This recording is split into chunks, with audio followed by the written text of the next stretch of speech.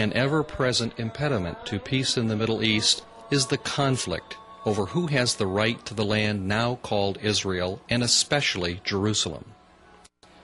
The Palestinian Liberation Organization renounces any claim that the State of Israel makes to the land, and tries to persuade world opinion that the Palestinian people have always had the rightful claim. Does history support the PLO's position? Does Islam have a special claim to Jerusalem? Sheikh Professor Abdul Hadi Palazzi, head of the Muslim community of Italy with the largest mosque in the world, considers these questions. Professor, both the Palestinians and the Jewish people claim a title to the land that is now called Israel. Who's correct? As a basic difference is that the Jewish people was ordered by God to settle in the land, while for other people there is no specific religious duty to live in a certain land. But another point that is interesting is that while the reality of the Jewish people is a known fact, the idea of the Palestinian people is something that was creating recently for political reasons. We easily admit the existence of an Arab people, but claiming that those Arabs who live inside the Israeli territory are Palestinians and that they form a specific nationality is something that has no ethnic or historic basis, but is just based on recent politics. Even in my opinion, Arabs have the right to live in Israel, but of course, just like in every case, a Muslim must abide by the local law. So Arabs can have a right to live in Israel as long as they abide by the Israeli law, just like it happens to Arabs and Muslims who live in whatever part of the world. You said that God gave the land to the Jewish people. Now, is this recorded in Jewish scripture or in Islamic scripture? According to both of them, because we have both in the Bible and in the Quran that when the Jewish people was in exile in Egypt, it was freed from slavery in Egypt and asked to settle in the land of Israel. And it was the order coming by Moses, which was realized under Joshua. And there is no difference from this point of view from what is said in the Bible and what is said in the Quran.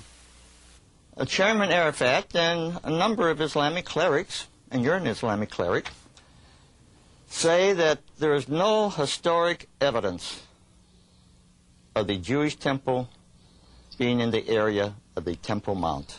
Is that correct? This is one of the examples of how the PLO propaganda works. It is based on both historical and religious revisionism, since claiming that there was no temple in the area of Temple Mount of today is both against the Bible and against the Quran and against all that is declared in Quranic, classic Quranic and not-Orthodox and Muslim historians. Interestingly enough, there is one place inside the Haram, the Temple Mount, which is called Maqam Sulaiman. And according to the tradition, this is the name of the place where Solomon prayed toward the temple after completing the building.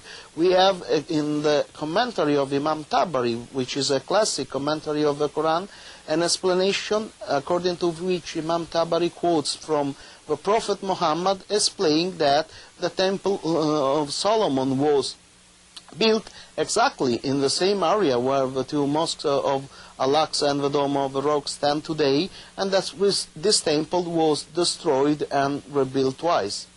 Actually then, they are denying their own scripture, the Quran, when they make this claim.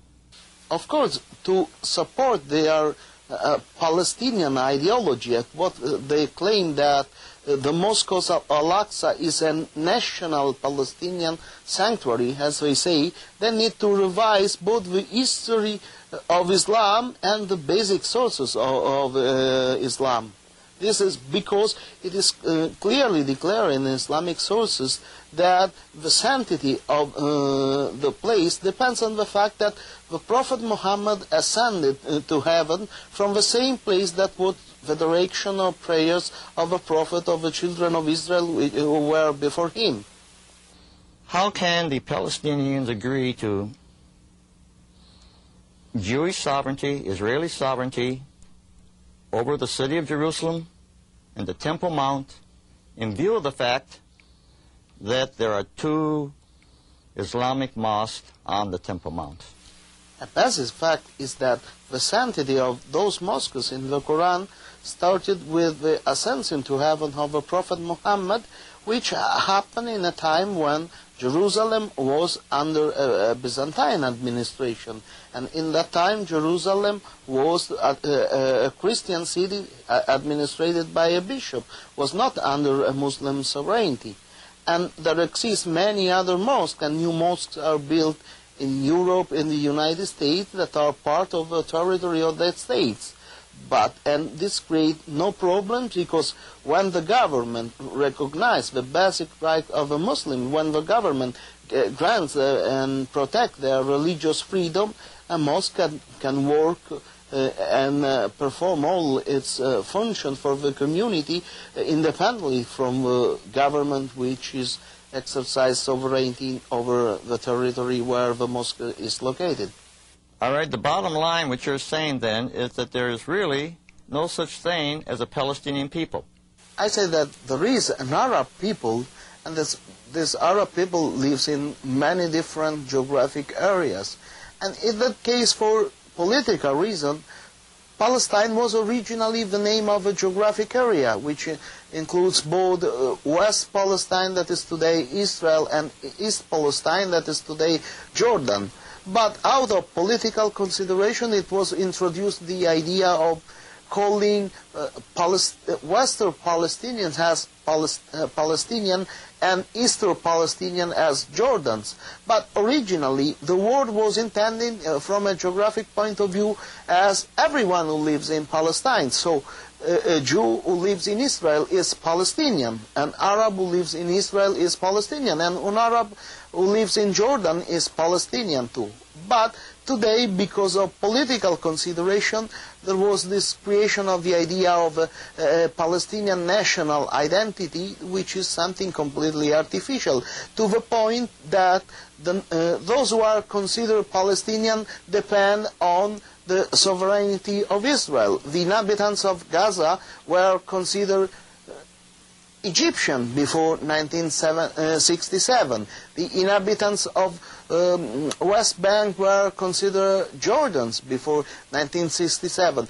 As soon as Israel took control of that areas, since they live in Israel, it is claimed that the local Arab population belongs to the so-called Palestinian people. But this has no base in reality, and even no base in the feeling of the local Arab population.